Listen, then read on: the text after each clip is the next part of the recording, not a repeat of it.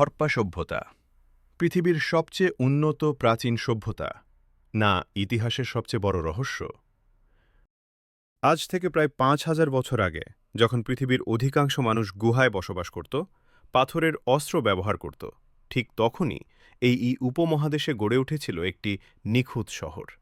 সোজা রাস্তা, underground drainage, একই মাপে তৈরি ইট, নির্দিষ্ট শহর পরিকল্পনা। কিন্তু প্রশ্ন একটাই, এত উন্নত সভ্যতা হঠাৎ কোথা থেকে এলো? আর তার চেয়েও বড় প্রশ্ন, এত শক্তিশালী সভ্যতা হঠাৎ হারিয়ে গেল কিভাবে? আজকের এই ডকুমেন্টারিতে আমরা উন্মোচন করব হরপ্পা সভ্যতার সেই সব রহস্য যা ইতিহাস আজও পুরোপুরি ব্যাখ্যা করতে পারেনি। হরপ্পা সভ্যতার সংক্ষিপ্ত পরিচয়। হরপ্পা সভ্যতা, যাকে আমরা চিনি সিন্ধু সভ্যতা নামেও, এর সময়কাল আনুমানিক খ্রিস্টপূর্ব ২৬০০ থেকে ১৯০০ অব্দ। এই সভ্যতার প্রধান কেন্দ্র ছিল হরপ্পা, মহেঞ্জোদারো, ধোলাভিরা, লোথাল, কালিবঙ্গন। আজকের ভারত, পাকিস্তান ও আফগানিস্তানের বিস্তীর্ণ অঞ্চল জুড়ে ছড়িয়েছিল এই সভ্যতা। কিন্তু ইতিহাসের বইয়ে আমরা যতটুকু পড়ি তার বাইরে আছে আরও গভীর অন্ধকার। রহস্য ১, নিখুঁত শহর পরিকল্পনা। হরপ্পা শহরগুলো ছিল গ্রিড প্যাটার্নে তৈরি, উত্তর দক্ষিণ, পূর্ব পশ্চিম, সোজা রাস্তা, প্রতিটি বাড়ির সঙ্গে যুক্ত ড্রেন, বর্জ্য ব্যবস্থাপনা ছিল আধুনিক শহরের মতো সবচেয়ে অবাক করা বিষয়। এই সভ্যতায় রাজপ্রাসাদ নেই, বড় মন্দির নেই, রাজাদের কোনো মূর্তি নেই। তাহলে প্রশ্ন, এত নিখুঁত শাসন ব্যবস্থা চালাতো কে? রাজা ছাড়া সভ্যতা, নাকি এমন শাসন ব্যবস্থা যা ইতিহাস ভুলে গেছে? রহস্য ২, উন্নত ড্রেনেজ ও স্নানঘর। মহেঞ্জোদারোর গ্রেট বাথ আজও প্রত্নতাত্ত্বিকদের অবাক করে।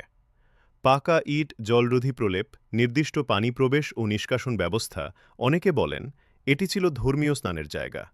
কিন্তু কোনো মূর্তি নেই, কোনো দেবতার নাম নেই। তাহলে প্রশ্ন, হরপ্পাবাসীরা কোন ধর্ম মানত? রহস্য ৩, একই মাপের ইট। হরপ্পা সভ্যতার সব শহরে ইটের অনুপাত ছিল প্রায় একই, ১, ২, ৪। এটি আজও ইঞ্জিনিয়ারিংয়ের আদর্শ অনুপাত।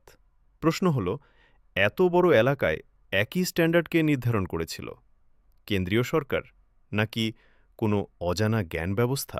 রহস্য ৪, হরপ্পার লিপি, যে ভাষা আজও নীরব। হরপ্পা সভ্যতার সবচেয়ে বড় রহস্য হল হরপ্পান লিপি। প্রায় ৪০০টির বেশি চিহ্ন, কোনো লম্বা লেখা নেই, কোনো দ্বিভাষিক শিলালিপি নেই। আজ পর্যন্ত এই লিপি পড়তে পারেনি কেউ। অনেকে বলেন এটি দ্রাবিড় ভাষার পূর্বসূরি, কেউ বলেন প্রাচীন সংস্কৃত, কেউ বলেন এটি কোনো ভাষাই নয়। প্রশ্ন থেকেই যায়, যে সভ্যতা লিখতে জানত তারা কেন ইতিহাস লিখে যায়নি? রহস্য ৫, অস্ত্রহীন সভ্যতা। হরপ্পা খননে পাওয়া গেছে খেলনা, গয়নাগাটি, সিলমোহর, কৃষি সরঞ্জাম, কিন্তু বড় অস্ত্র, যুদ্ধের প্রমাণ, দুর্গ বা কেল্লা প্রায় নেই। তাহলে প্রশ্ন, এই সভ্যতা কি শান্তিপূর্ণ ছিল, নাকি যুদ্ধের ইতিহাস মুছে ফেলা হয়েছে? রহস্য ৬, সভ্যতার পতন। কিভাবে শেষ হলো হরপ্পা? এই প্রশ্নটাই সবচেয়ে ভয়ঙ্কর। একসময় হরপ্পা সভ্যতা ছিল পৃথিবীর সবচেয়ে বড় নগর সভ্যতা। কিন্তু খ্রিস্টপূর্ব ১৯০০ সালের পর হঠাৎ সবকিছু বদলে যায়। সম্ভাব্য কারণ: ১, নদী পরিবর্তন। সিন্ধু ও সরস্বতী নদীর গতিপথ বদলে যায়, জল সংকট শুরু হয়। ২, জলবায়ু পরিবর্তন, দীর্ঘ খরা, কৃষি ধ্বংস। ৩, বন্যা, মহেঞ্জোদারোতে একাধিক বন্যার চিহ্ন পাওয়া গেছে। ৪, আর্য আক্রমণ তত্ত্ব। একসময় বলা হতো আর্যরা এসে এই সভ্যতা ধ্বংস করে, কিন্তু আধুনিক গবেষণা বলে ব্যাপক গণহত্যার প্রমাণ নেই। তাহলে প্রশ্ন, হরপ্পা কি ধীরে ধীরে হারিয়ে গেল, নাকি বাধ্য হয়ে মানুষ শহর ছেড়ে পালিয়েছিল? রহস্য ৭, হরপ্পাবাসীরা কারা ছিল? ডিএনএ গবেষণা বলছে হরপ্পাবাসীরা আজকের ভারতীয় উপমহাদেশের মানুষদের পূর্বপুরুষ। তারা না পুরো দ্রাবিড়, না পুরো আর্য। তারা ছিল মিশ্র এক প্রাচীন জনগোষ্ঠী। তাহলে প্রশ্ন, তাদের সংস্কৃতি কোথায় গেল? কেন তাদের নাম ইতিহাসে নেই? সবচেয়ে বড় রহস্য, কেন ইতিহাস নীরব?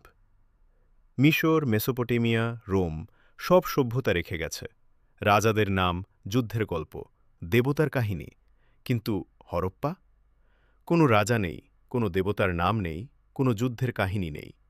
একটি সভ্যতা যেন ইচ্ছাকৃতভাবে নিজেকে লুকিয়ে রেখেছে। গম্ভীর সমাপ্তি। হরপ্পা সভ্যতা আমাদের শেখায়, উন্নতি মানেই ধ্বংস নয়, শক্তি মানেই অস্ত্র নয়। হয়তো এই সভ্যতা হারিয়ে যায়নি, আমরাই তাদের ভাষা ভুলে গেছি।